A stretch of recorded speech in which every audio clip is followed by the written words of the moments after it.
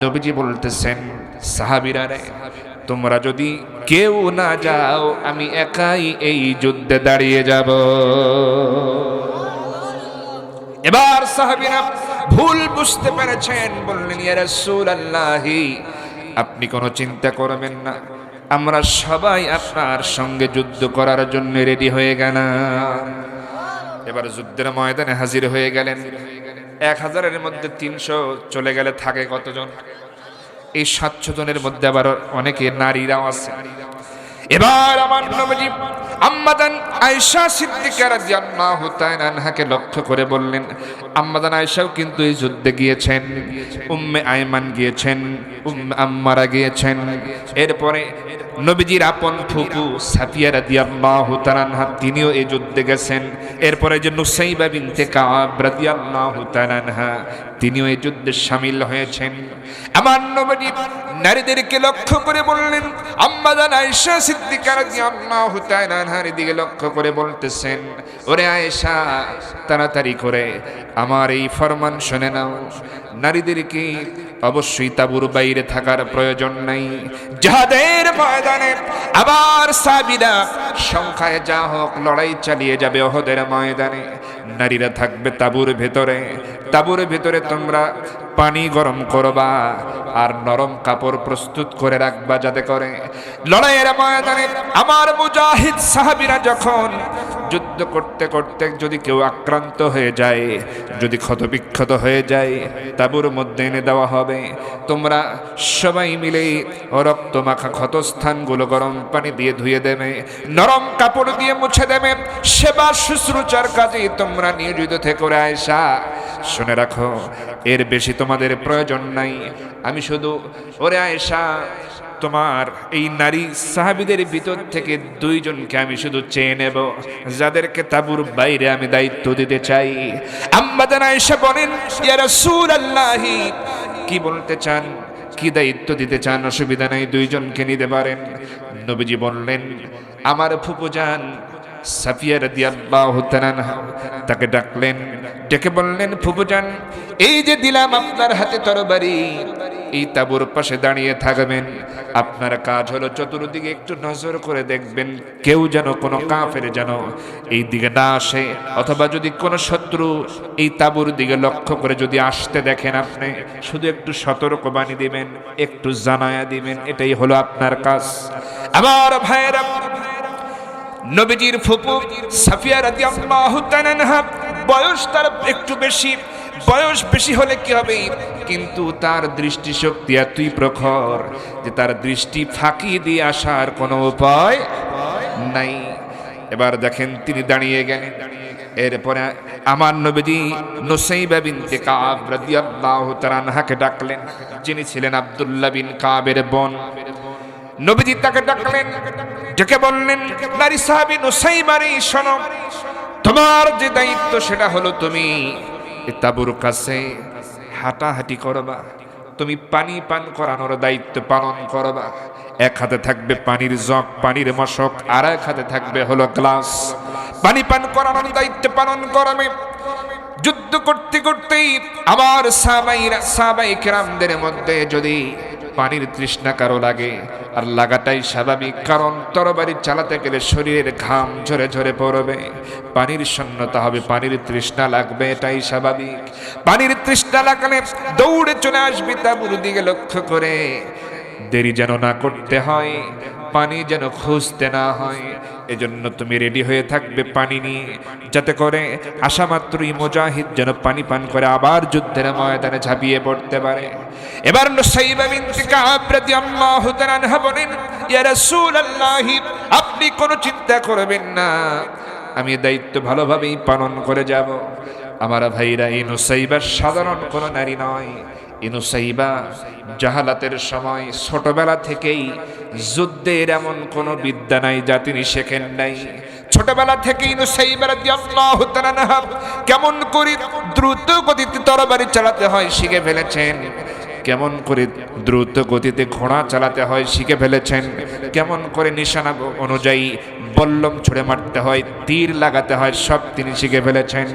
এমনকি জাহেলিয়াতের সময় যখন একজন আরেকজনের সঙ্গে কুস্তি লড়া হতো, যুদ্ধের জন্য বিভিন্ন সময় প্রতিযোগিতার আয়োজন করা হতো, ওই সময় নুসাইবা রাদিয়াল্লাহু তাআলা আনহা ইসলাম কবুলের আগে তখন তিনিও অংশগ্রহণ করতেন, তার সঙ্গে লড়াই করে কেউ জিততে পারত।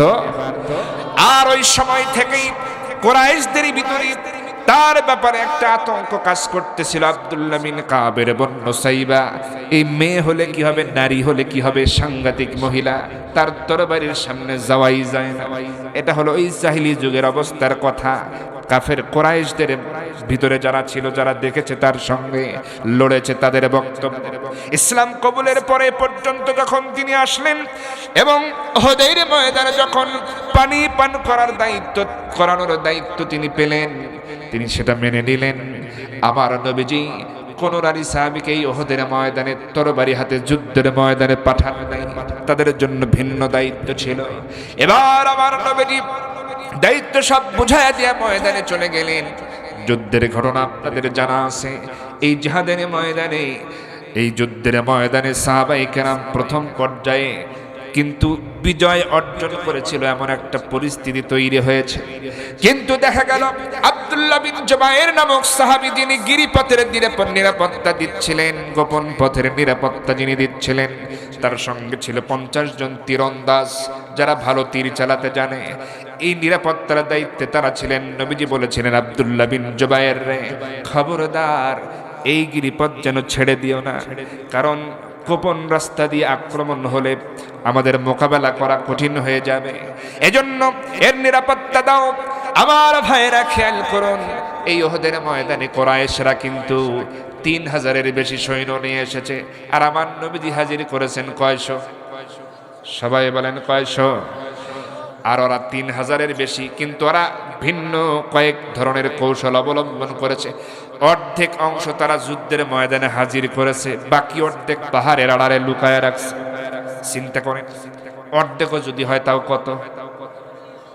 চিন্তা, 1500, আর এদিকে 700-এর মধ্যে আবার অনেক মহিলা, তারা তো তাঁবুর মধ্যে। খেয়াল করুন, অর্ধেক অংশ তারা পাহাড়ের আড়ালে লুকায় রেখেছে। যুদ্ধ যখন এমন পরিস্থিতি তৈরি হয়ে গেল, মুসলমানেরা যখন বিজয়ের দ্বার প্রান্তে, এমন সময় কাফের বেঈমানেরা অনেকে পালিয়ে যাচ্ছে। এমতো অবস্থায় আব্দুল্লাহ বিন জুবায়ের রাদিয়াল্লাহু তাআলা আনহু তিনি দেখতেছেন, আমরাই তো একটু পরেই ময়দান দখলে নিয়ে নেব, আমাদেরই বিজয় নিশ্চিত হয়ে যাবে, সুতরাং এই গিরিপথের নিরাপত্তা দেওয়ার আর কোনো প্রয়োজন নাই। এবার তিনি 50 জন তীরন্দাজকে ডেকে বললেন, ও নবীজির সাহাবীরা, তাড়াতাড়ি করে তোমরা চলে আসো, আর গিরিপথের নিরাপত্তা দেওয়ার কোনো প্রয়োজন নাই। এবার তারা চলে এলেন, গিরিপথ ফাঁকা হয়ে গেল। এবার এই সুযোগটা আর হাতছাড়া করে নাই কাফের বেঈমানেরা। কুরাইশরা মুহূর্তের মধ্যেই গিরিপথটা ফাঁকা পেয়ে লুকানো যেই অর্ধেক সৈন্য ছিল, তারা সবাই সাড়াশি আক্রমণ করলো পেছন দিয়ে, গিরিপথ দিয়ে। মুসলমানেরা বুঝে উঠতে পারে নাই, দিশেহারা হয়ে যায়, এদিক সেদিক তারা ছোটাছুটি করা শুরু করে দিল। এলোমেলো হয়ে যুদ্ধ করতেছে, কিন্তু এলোমেলো ভাবে যুদ্ধ করে কোনো ফল পাচ্ছে না তারা। একে একে শহীদ হওয়া শুরু হয়ে গেল সাহাবায়ে কেরাম। 1 জন, 2 জন, 5 জন, 10 জন, 15 জন, 20 জন, 25 জন, 30 জন, এইভাবে শহীদ হতেছে, শহীদ হওয়া বন্ধ নাই। আমার ভাইয়ের একটা পর্যায়ে আমার নবীজিকে টার্গেট করে 3 জন কাফের সৈন্য নবীজিকে টার্গেট করে পাথর নিক্ষেপ করে এবং উঁচু জায়গা থেকে বড় ওজনের পাথর হেলমেট বরাবর মেরে দেয়। ছোট ছোট পাথর থেকে নিচ থেকে তারা বৃষ্টির মতো ছুড়ে মারে, সবাই জানেন সেই ঘটনা। নবীজি একেবারে মুখ থুবড়ে যখন জমিনে পড়ে গেলেন, আমার নবীজি জমিনে পড়ে যাওয়ার সাথে সাথে বেহুশ হয়ে গেলেন। অনেকক্ষণ বেহুশ হয়েছিলেন। নবীজি এবার যখন হুঁশ ফিরে এলো, আমার নবীজি হুঁশে আসার সঙ্গে সঙ্গে চোখটা খোলার চেষ্টা করতেছেন, কিন্তু পারেন না, চোখ খুলতে পারেন না। কারণটা হলো রক্তের কারণে জমাট বেঁধে গেছে, রক্ত জমা হয়ে আটকে গেছে চোখের পাতা।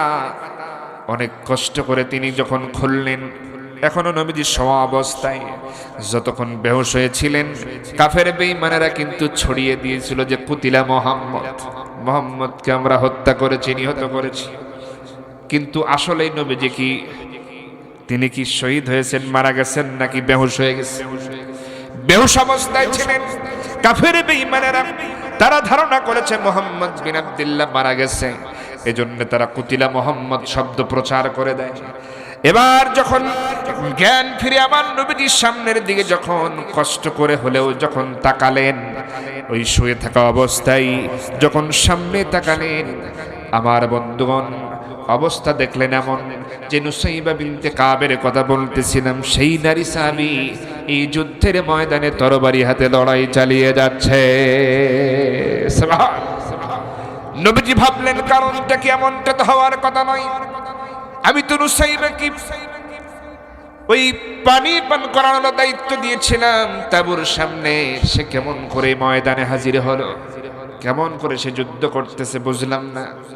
এবার নবীজি উত্তরটা নিজে নিজেই পেয়ে গেলেন। তিনি ভাবলেন, হ্যাঁ মনে হয় এমনটা হতে পারে। আমি যে বেহুশ হয়েছিলাম এতক্ষণ পর্যন্ত, অবশ্যই আমার ব্যাপারে কাফির বেঈমানেরা মিথ্যে গুজব ছড়িয়ে দিয়েছে। আমি নিহত হয়ে গেছি, আমি দুনিয়া থেকে বিদায় হয়ে গেছি, আমি শহীদ হয়ে গেছি, এই কথা হয়তো তারা ছড়িয়ে দিয়েছে। এই কারণেই আমার নারী সাহাবী নুসাইবা অবশ্যই সেই কথা শুনেছে নবীজি আর বেঁচে নাই, নবীজি দুনিয়া থেকে বিদায় নিয়েছেন, তাকে শহীদ করা হয়েছে। এই মিথ্যে খবর মনে হয় নারী সাহাবীর কানে গেছে। আর সে সহ্য করতে না পেরে নবী হত্যার প্রতিশোধ গ্রহণ করার জন্য, ইসলামকে জমিনে টিকিয়ে রাখার জন্য তরবারি হাতে যুদ্ধের ময়দানে যে ঝাঁপিয়ে পড়েছে। আসলেই তাই। যখন নুসাইবা রাদিয়াল্লাহু তাআলা আনহা দেখতেছেন একে একে 30 জন 40 জন 50 জন শহীদ হতেছে, থেমে নাই।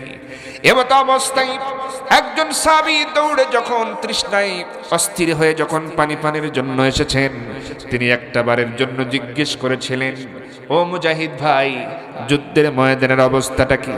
ওই সাহাবী পানি পান করে দৌড়ে দ্রুত গতিতে যুদ্ধের ময়দানে চলে যায় আর বলে, ও মুজাহিদা বোন, জেনে রেখে দিও, এই জিহাদের ময়দানে সাহাবায়ে কেরাম একের পর এক শহীদ হয়ে যাচ্ছে, এমনকি আমাদের নবীজিকেও কাফের বেঈমানেরা শহীদ করে দিয়েছে।